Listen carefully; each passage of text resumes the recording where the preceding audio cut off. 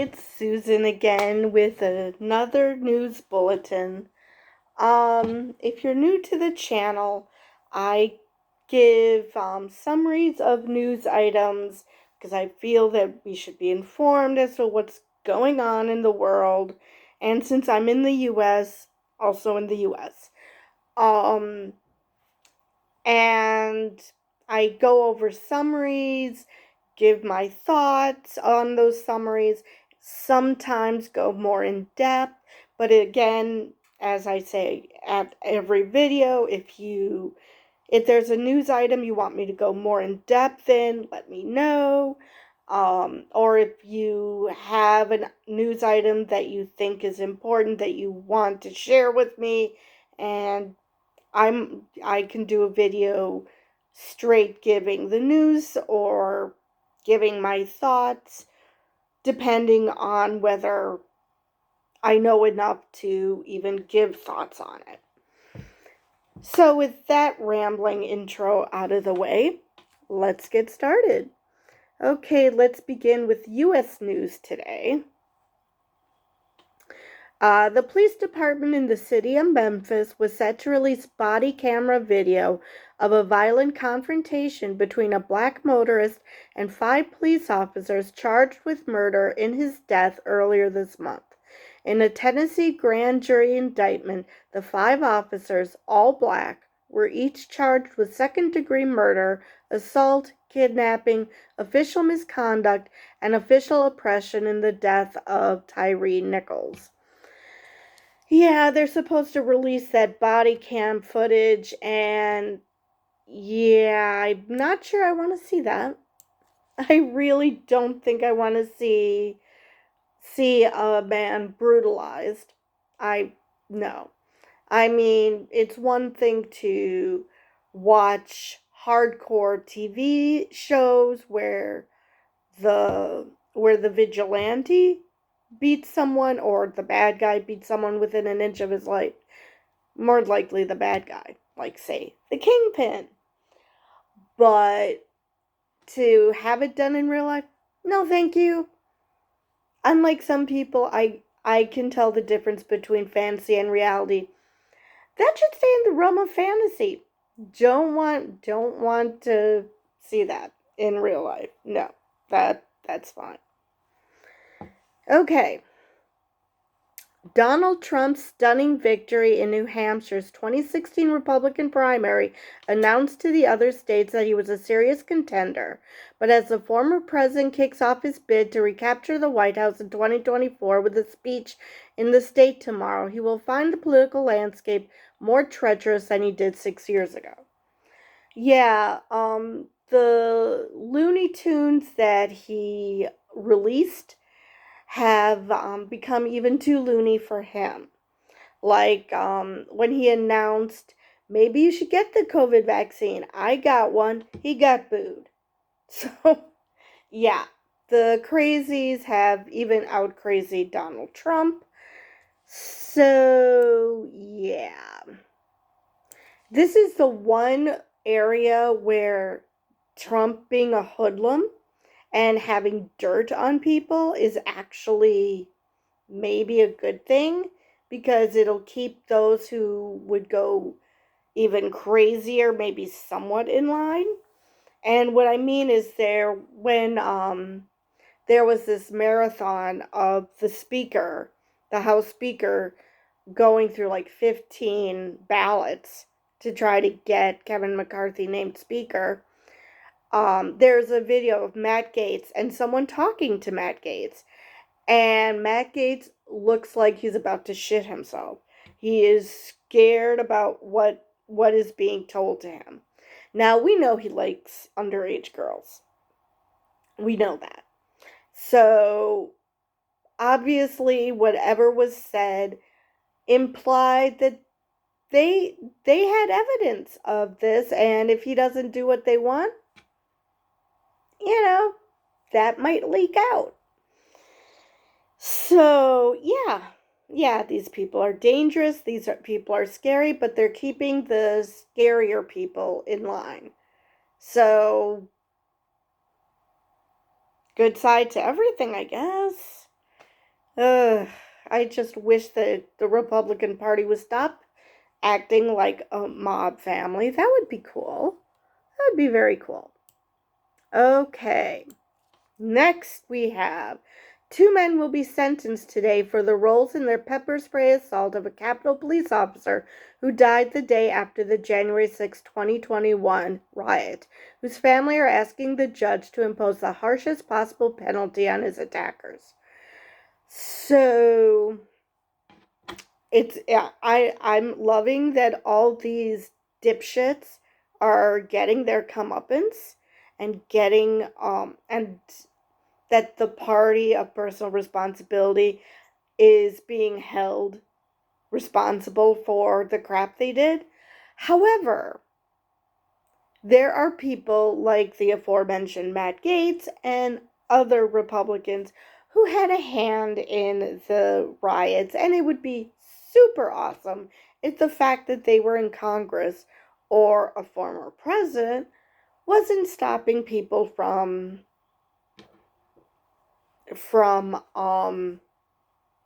convicting them. That would be great. All right, let's see here. A jury convicted a man who used a truck to kill 8 people on a Manhattan bike path in 2017 on murder and terrorism charges in the first federal death penalty trial of President Joe Biden's administration. After finding Sayfullo Saipov guilty of committing murder with the goal of joining the militant group Islamic State, the jury will return on February 6 to consider whether the death penalty is appropriate punishment. I have mixed emotions about this because I'm anti-death penalty. But then again, if this is 100% the right guy, I can't say I'm going to feel sorry if he gets the death penalty, but yeah, not a fan of death penalty. Not a fan at all. All right. This I actually watched the news conference of, and it was awesome. The FBI revealed it had secretly hacked and disrupted a prolific ransomware gang called Hive, a maneuver that allowed the Bureau to thwart the group from collecting more than $130 billion in ransomware demands from more than 300 victims. Now, I don't know. I can understand if they hold large companies ransom or the government, people who have the money to pay. But why do that to places like hospitals where you're literally, first off, hospitals are nonprofits, so they don't have the money. But also you're putting lives at risk. This isn't just about money anymore. You are putting lives at risk. So I still remember when there was a ransomware attack on a what was it, a water treatment plant, or I think it was, or an electrical plant. I can't remember what kind of a plant, but something that if it were to shut down would cause death. And the attackers later said, we didn't want this to happen, we just wanted money. So basically, what you're saying is you're smart enough to create a ransomware attack, but you're not smart enough to know how shit works otherwise in the rest of the world. Which maybe that's why they're attacking hospitals, because they're too dumb to know that if you attack a hospital, number one, what makes you think a hospital has that much money? And number two, they're too dumb to realize that they're actually putting people's lives at risk. Would not surprise me. Now, I thought I read that this group is actually out of Russia. Let me see. Oh, but I was watching the news conference and they basically hacked the hackers. So they hacked them, they got the um decryption key. So whenever they attacked someone, attacked a business, attacked a hospital, the FBI was able to give them the decryption key so they didn't have to pay the ransom. But let me see if that is true because the FBI was involved. So I would think it would be international, but let's see if I can find where Hive actually operates from. Oh, come on. Because they also had Europol helping them, so definitely has to be an international thing. Hive servers were also seized by the German Federal Criminal Police and the Dutch National High-Tech Crime Unit. But they're still not saying where Hive originated from. Where is that?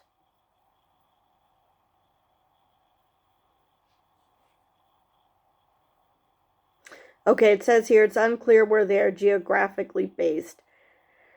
So, we don't know. Then,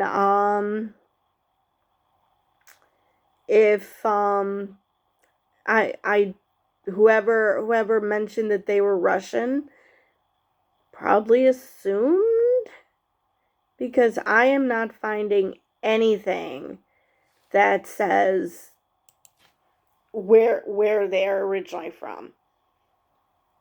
So let's move on. Doo-doo-doo. Okay, let's go to world news. Since that's in US news, I'm confused. Why is that US news if this was an international sting operation? But anyway, let's get to the world news. Russia has stepped up attempts to break through Ukraine's defenses with heavy fighting in the east of the country, underlining Kyiv's need for more Western weapons, Ukrainian officials said. So, yeah. I understand why people are saying that if we stopped supplying more and more weapons and higher tech weapons to Ukraine, that the bloodshed would stop. But yes, it would stop because Russia would win. So it's not like Russia has any interest in peace negotiations. Their idea of peace is giving them what they want, which is Ukraine. So I get why people are saying, stop supplying more and more weapons, but at the same time, you're not dealing with rational people. No, they're not rational. And I mean the Kremlin, not the average Russian people. All right. Israeli jets struck Gaza in retaliation for 2 rockets fired by Palestinian militants, further escalating tensions after one of the worst days of violence in the occupied West Bank in years. And oh joy, they have a new right-wing government. Lovely. That's not going to make these attacks any less happening any less. So okay. Haitian police officers blocked streets and forced their way into the country's main airport to protest the recent killing of officers by armed gangs expanding their grip on the Caribbean nation. Oh, Lord. How about you take down the gangs? Maybe? I mean, I get that the police officers are upset that their own are being killed, but I'm sorry, isn't that your job? to rein in these gangs? But yes, Yeah, Haitian gang violence is ridiculous. All right, let's see if there's anything else here. A security assessment by Indian police in the Himalayan region of Ladakh said there could be more clashes between Indian and Chinese troops along their contested frontier there as Beijing ramps up military infrastructure in the region. So, humanity is continuing to human.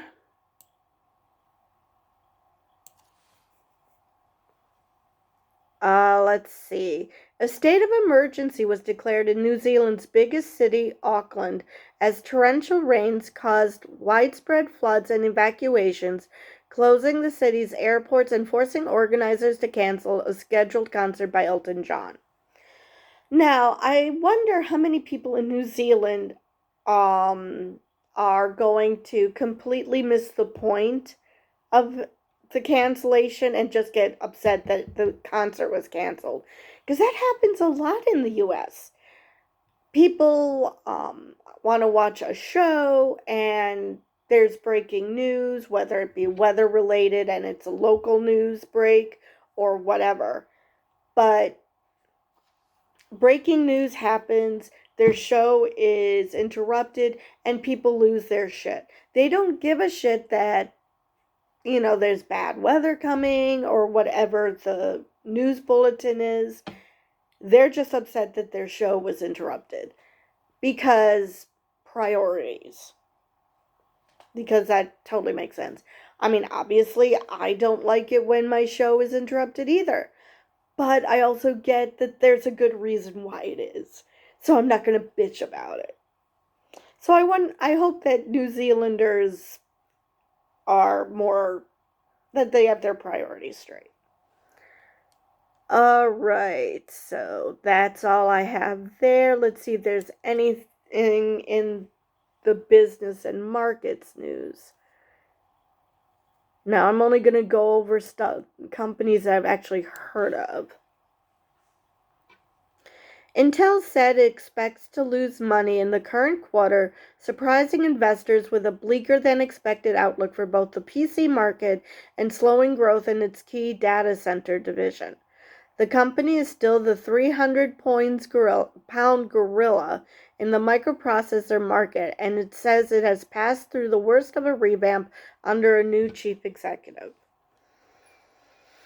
So yeah, I believe it was IBM yesterday who also had a strong fourth quarter and then started this year going downhill. So yeah, the technology sector in general seems to be having issues. All right. Hasbro said it would cut about 15% of its global workforce this year and projected holiday quarter results to be well below Wall Street expectations and weakening demand for its toys and games.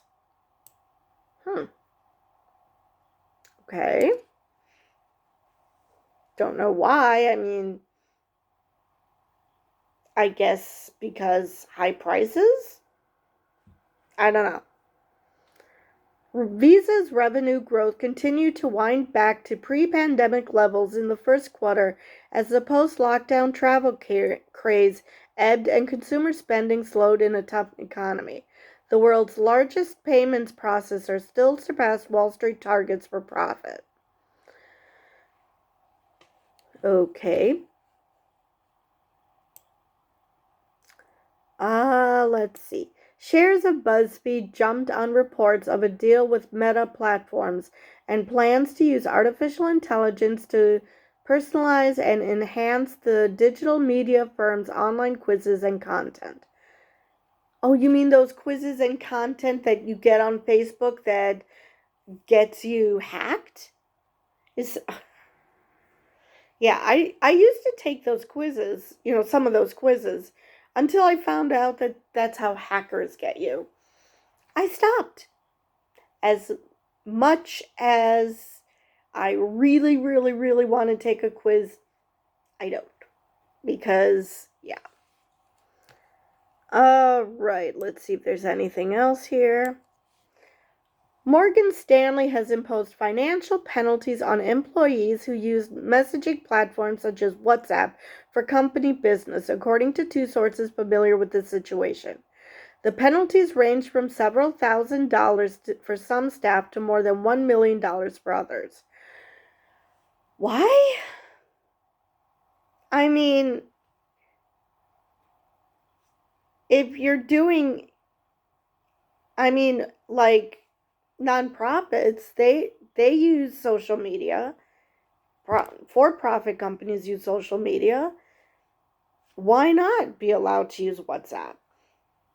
I mean, if you're doing business on it, it's not like you're using your business account to do personal stuff. I guess they have their own official social media, in which case, yeah, you should use that. You shouldn't just decide on your own that you have a WhatsApp, so you're going to use that. But yeah, if it's meant for business, I don't see the problem. Let's see if there's anything else. Let's see, a race against the clock for Germany's top Nazi hunter. Probably because the Nazis he's hunting are almost dead, which is good. Too bad there are young Nazis taking their place, and people are cheering them on as if, being a Nazi is a good thing.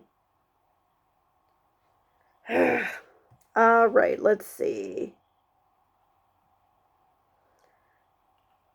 And I believe that is all I have for today.